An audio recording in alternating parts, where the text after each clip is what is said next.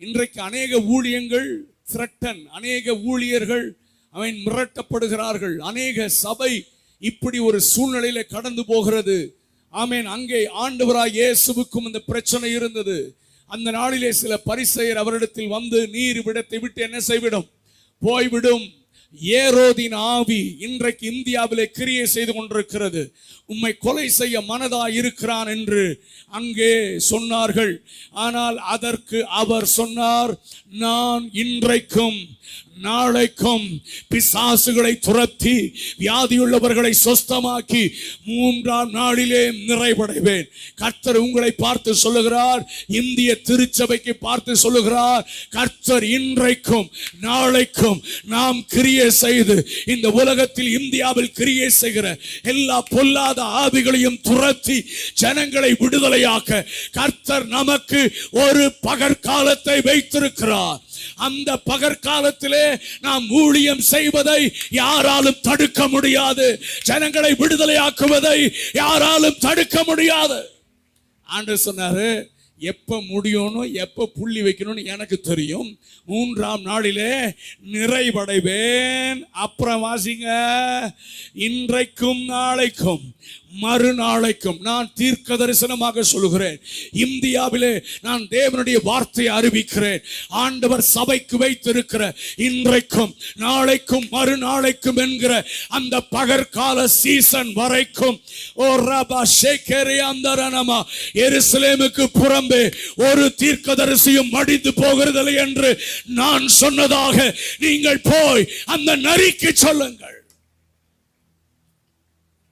சபை இதை அறிந்து கொள்ளணும். நமக்கு கர்த்தர் டைம் அலாட் பண்ணியிருக்கார். No one can shut the door. ஆண்டவர் சபைக்கு நான் திறந்த வாசலைத்தான் பார்க்கிறேன். இந்த தேசத்தில் கர்த்தர் உனக்கு திறந்த வாசலை வைத்திருக்கிறார். அவர் திறக்கிறதை எவனாலும் அடைக்க முடியாது. எந்த அரசாங்கத்தினாலும் அடைக்க முடியாது. எந்த மனிதனாலும் அடைக்க முடியாது. ஆகவே கர்த்தர் சொல்லுகிறார், நாட்கள் இல்லை, ஹரி அப், இன்னும் தீவிரம் காண்பி, இன்னும் தீவிரமாக ஜெபித்து செயல்படு, பிசாச துரத்து, ஜனங்களை விடுதலையாக்கு, ஜனங்களை இருளிலிருந்து வெளிச்சத்திற்கு, சாத்தானுடைய அதிகாரத்திலிருந்து தேவனிடத்திற்கு ஜனங்களை திருப்புங்கள். அந்தகாரத்தில் இருக்கு ஆச்சரியமான ஒளியினிடத்திற்கு ஜனங்களை கொண்டு வாருங்கள். இது பாஸ்டர்ஸ்க்கு மட்டும் சொல்ற வார்த்தை அல்ல. சபை என்றால் நாம் ஒவ்வொருவருக்கும், நாம் ஒவ்வொருவரும் கிரியை செய்யணும் பிரதர். விசுவாசிகள் ஆக்டிவ் பிலீவர்ஸா இருக்கணும். நீங்கள் ஜெபிக்கிறவர்களாக, என்ன ஜெபம்? இந்த தேசத்தை எனக்கு தாரும், இல்லை என்றால் ஜீவன் வேண்டாம். ரொம்ப நாளைக்கு முன்னால இந்த சுனாமி வந்தப்போ நான் ஒரு பாடல் எழுதினேன். உங்களுக்கு தெரியுமா என்று தெரியவில்லை. தேவன் தேடும் மனிதன் தேசத்தில் இல்லையா, தேசம் அழிகிறதே. அதுக்கு முன்னால ஒரு பாட்டு எழுதினேன், எழுப்புதலே எங்கள் வாஞ்சை, எழுப்புதல் தாரும் தேவா. அந்த அந்த அந்த எப்பன்னா குஜராத்தில் ஒரு பெரிய பூகம்பம் வந்துச்சுல 2001 எனக்கு ஞாபகம் இல்லை, 2001 லைக் தட். பயங்கரமான பூகம்பம் வந்துச்சு குஜராத்தில். அப்போ பயங்கர அநேகர் மடிந்து போனார்கள். அங்கே இருக்கிற மிஷினரிகளை நான் சந்தித்தேன். அந்த மிஷினரிகள் எனக்கு ஃபோட்டோ எல்லாம் காமிச்சாங்க. அதில் ஒரு மிஷினரி சொன்னார், அண்ணே இந்த இடத்துல ஒரு பெரிய ரோடு இருந்ததுண்ணே, இப்போ அந்த ரோடே இல்லைண்ணே. நான் சொன்னேன், ஏன் அப்படி சொல்கிறீங்க? என்ன குறிப்பிட்டு இந்த ரோடை இல்லைண்ணே, ஒரு ரோமன் கேத்தலிக் ஃபாதரை அடித்து நிர்வாணப்படுத்தி நாயை போல இழுத்துட்டு போனாங்கண்ணே இந்த ரோடு. ஆனால் இப்போ பூமி எதிர்த்து இந்த ரோடே இல்லைண்ணே அப்படின்னு சொன்னாங்க. அந்த பூமி அதிர்ச்சிக்கு முன்னால சபைக்கு ஒரு பயங்கரமான பெர்சிக்யூஷன் குஜராத்தில் இருந்தது. பயங்கரமான ஒரு பூமி அதிர்ச்சி. அந்த நேரத்தில் ஆண்டவரை தொட்டா இப்படி தாண்டா நடக்கும்னு சபை பேசிச்சு. நானும் அப்படிதான் பேசினேன். ஆனால் என் கூட பேசினார் கர்த்தர், அழிவை வேடிக்கை பார்க்க நான் உன்னை ரட்சிக்கவில்லை, அழிவை தடுத்து நிறுத்தத்தான் உன்னை நான் ரட்சித்திருக்கிறேன், திறப்பிலே நிற்கத்தான் உன்னை தெரிந்தெடுத்திருக்கிறேன்னு சொன்ன போதுதான் ஜி மைனர் குடு ஐவன். அப்போதான் அந்த பாடலை எழுதினேன். எழுப்புதலே எங்கள் வாஞ்சை, எழுப்புதல் தேவா, எங்கள் தேசத்தை அழிக்க வேண்டாம், நாங்கள் திறப்பிலே நிற்கிறோம். பாடுங்க சத்தமா. எங்கள் தேசத்தை அழிக்க வேண்டாம். நாங்கள் திறப்பிலே. தேவ கோபம் மாற வேண்டும். தேசம் இயேசுவை காண வேண்டும். தேவ கோபம் மாற வேண்டும்.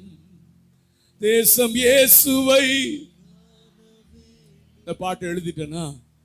இந்த பாட்டு எழுதி அன்னைக்கு நைட்டு, இந்த சேம் நைட் உட்காந்து பூமி அதிர்ச்சின்னு ஒரு தலைப்பில் ஒரு ட்ராக்ட் எழுதினேன்.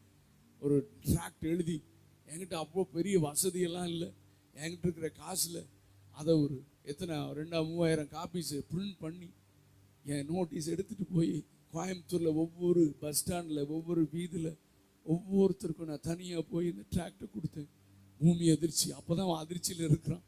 ஆமீன். பைபிளில் சொல்லியிருக்கியா, இயேசு சீக்கிரமாக வரப்போகிறாரியா, இயேசுவை தவிர வேறு வழி இல்லைன்னு சொல்லி அந்த சொன்னேனா. அதுக்கப்புறம் 2004 தான் சுனாமி வந்துச்சுன்னு நினைக்கிறேன். கரெக்டா? 2004 டிசம்பர்.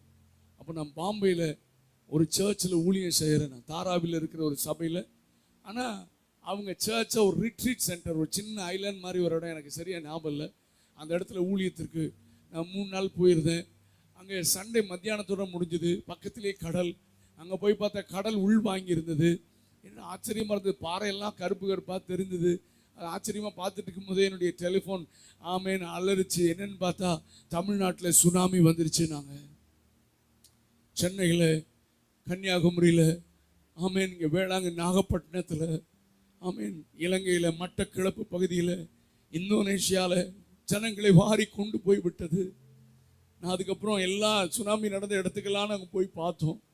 வேளாங்கண்ணிக்கும் அந்த நாகப்பட்டினத்துக்கு இடையில காமிச்சாங்க, 10,000 பேர்த்த ஒரே இடத்துல போட்டு புதைச்சிருக்கையா, இது ஞாபக சின்னமாக இருக்குன்னு சொன்னாங்க. மட்டக்கிழப்பில் போய் பார்த்தோம். இந்தோனேஷியாலையும் போய் நாங்கள் பார்த்தோம். நல்ல கவனிங்க. ஆமேன். பயங்கரமான அழிவு. எனக்குள்ள ஒரு பெரிய கேள்வி ஆண்டவரை பார்த்து கேட்டேன். ஆண்டவரே, நீர் ஆபிரகாம் இடத்துல சொன்னீர் 10 நீதிமான்கள் இருந்தால் அழிக்க மாட்டேன் நீங்கள் சொன்னீங்களே. இந்த இந்தியாவில் 10 நீதிமான்கள் இல்லையா? சென்னையில் 10 நீதிமான்கள் இல்லையா?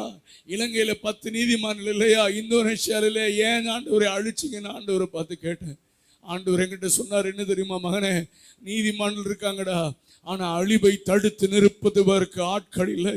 என் பெயரை கிறுக்கி போடும், இல்லை என்றால் இந்த ஜனத்தை அழிக்காமல் மன்னித்தருளும் என்று எனக்கும் ஜனத்திற்கும் நடுவிலே திறப்பிலே நிற்பதற்கு ஆட்கள் இல்லை என்று கர்த்தர் பேசினார். அப்பதான் ஒரு பாடல் எழுதினேன். தேவன் தேடும் மனிதன் தேசத்தில் இல்லையா? தேசம் அழிகின்றதே, தேசம் அழிகின்றதே. பாடலாமா? தேவன் தேடும் மனிதன் தேசத்தில் இல்லையா? தேசம் அழிகின்றதே, தேசம் அழிகின்றதே. தீரப்பிலே நின்றிட சுவரை அடைத்திட. பாடுங்க. திறப்பிலே நின்றிட, தீரப்பிலே நின்றிட சுவரை அடைத்திட. பரிந்து பேசி ஜெபித்திட, பரிந்து பேசி ஜெபித்திட ஆட்களே இல்லையா? அம்மா உங்கள்கிட்ட தான்மா கேட்கிறார் ஆண்டவர். பரிந்து பேசி ஜெபித்திட ஆட்களே இல்லையா? ஆட்களே. இப்படித்தான் நான் எழுதினேன் இந்த பாட்டு. இந்தியாவை எனக்கு தாரும், இல்லை என்றால் ஜீவன் வேண்டாம். என் தேசத்தை அழிக்காதீரும். கோபம் நீங்கி மனம் மாறிடும், கோபம் நீங்கி மனம் மாறிடும். என்று கதறி பரிந்து பேச ஆட்களே இல்லையா? பாடுங்க பிரதர். என்று கதறி பரிந்து பேச ஆட்களே இல்லையா? ஆட்களே. அடுத்த சரணம் பாடலாமா? ஜீவ புஸ்தகத்தில் இருந்து என் பேரை கிறுக்கி போடும், இல்லை என்றால் இந்த ஜனத்தை அழிக்காமல் மன்னித்தருளும் என்று ஜெபித்து அழிவை தடுக்க. பாடுங்க. என்று ஜெபித்து அழிவை தடுக்க ஆட்களே. வாலிபனே, கர்த்தர் உன்னை பார்க்கிறார் தம்பி. என்று ஜெபித்து என்று ரபானா ஷகரதனமா ஆட்களே இல்லையா? ஆண்டவர் இந்த மாலை நேரத்திலே ராத்திரியில் உங்களை பார்த்து கேட்கிறார். இன்றைக்கு உலக ஆசீர்வாதங்கள் என்று ஆமீன் சபையை அதாவது மயக்கி, வாலிபர்களை மயக்கி, ஜெபிக்கிறவர்களை கூட ஆமீன் சுய இன்பத்திற்காக, சுய லாபத்திற்காக, ஆமீன் செல்ஃபிஷ் மோட்டிவ்ல ஆமீன் சபையை மாற்றிவிட்ட கொடுமையான காலம். ஆமீன். ஆனால் இந்த காலத்திலே, இந்த இருண்ட காலத்திலே கர்த்தர் ஒரு கூட்ட ஜனத்தை எதிர்பார்க்கிறார். இது பகற்காலம், இன்னும் சாயங்காலம் ஆயிருச்சு, இன்னும் கொஞ்ச நேரத்தில் ராக்காலம் வரப்போகிறது. அதுக்கு முன்னால நான் எனக்கானவைகளை தேட மாட்டேன். பிதா என்னை எதற்காக ரட்சித்தாரோ, எதற்காக நான் பிடிக்கப்பட்டேனோ, எதற்காக என்னை அபிஷேகித்திருக்கிறாரோ அந்த நோக்கம் நிறைவேற வேண்டும். தேசத்திற்காக திறப்பில் நிற்பேன், ஆத்துமாக்களை ஆதாயம் பண்ணுவேன், என்னுடைய போதகரோடு இணைந்து தேவ ராஜ்யத்தை நான் ஸ்தாபிப்பேன் என்று ஒரு கூட்டத்தை கர்த்தர் எழுப்பும்படியாக இந்த மாலை நேரத்தில் உன்னோடு கூட பேசிக் கொண்டிருக்கிறார். தேசத்திற்காக ஜெபித்தால் கர்த்தர் உன் சிறையிருப்பை மாற்றுவார். இது என்னுடைய அனுபவம். சொல்லி கொடுக்கிற தப்பா சொல்லி கொடுக்கிறவனை பின்பற்றாத.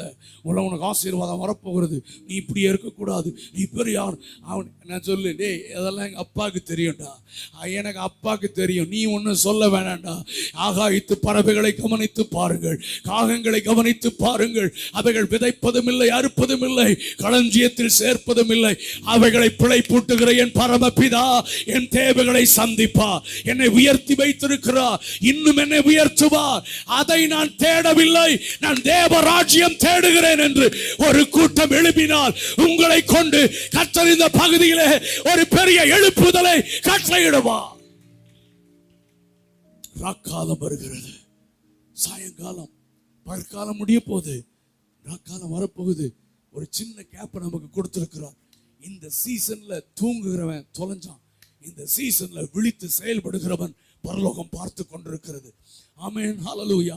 அவர்களுக்கு இன்னும் கிருபைகளை கர்த்தர் தரப்போகிறார். அப்படி செயல்பட துடிக்கிறவர்களுக்கு இன்னும் வரங்களை தரப்போகிறார். அவர்கள் மூலமாக பிசாசுகள் இந்த தேசத்திலிருந்து துரத்தப்படும். ஓ, ஜனங்கள் கட்டவிழ்க்க போகிறார்கள். அது ஊழியர்கள் என்று அல்ல, பிரபலமான ஊழியன் அல்ல, சாதாரணமான விசுவாசிகளை கொண்டு உங்கள் பக்கத்தில் இருக்கிற எல்லா சத்ருவின் கிரிகளும் அழிப்பதற்கு ஆண்டவர் தீவிரம் காண்பிக்கிறார்.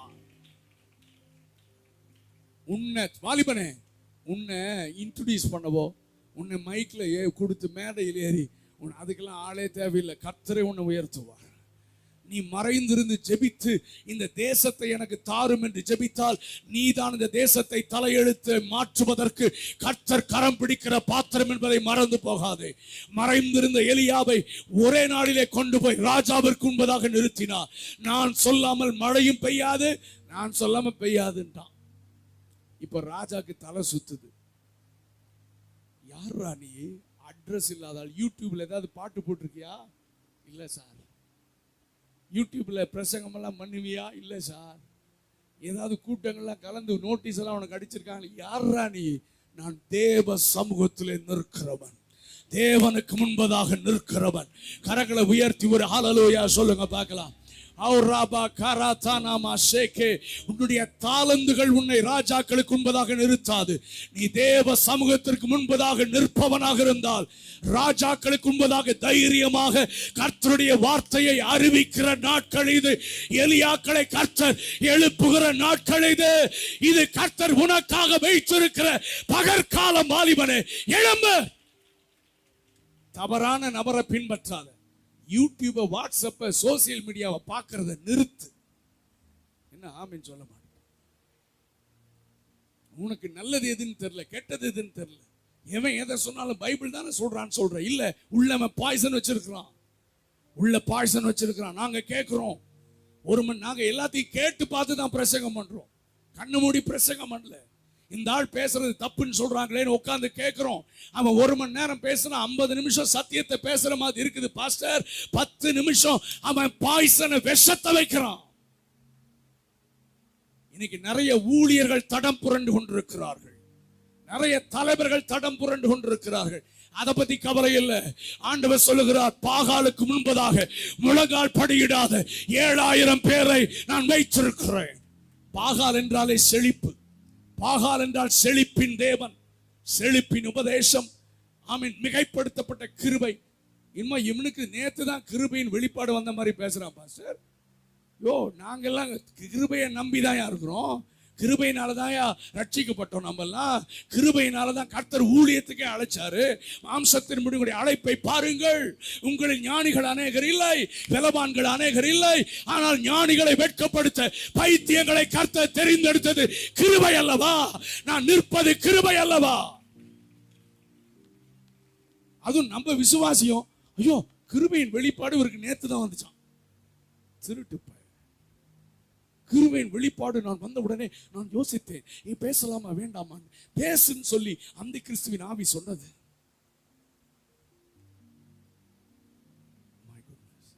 என்னடா கிருபைன்னா, நீ பரலோகம் போறதெல்லாம் பிரச்சனை இல்லை, நரகம் போறதுதான் கஷ்டம். எப்படி? கிருபையின் உபதேசம்.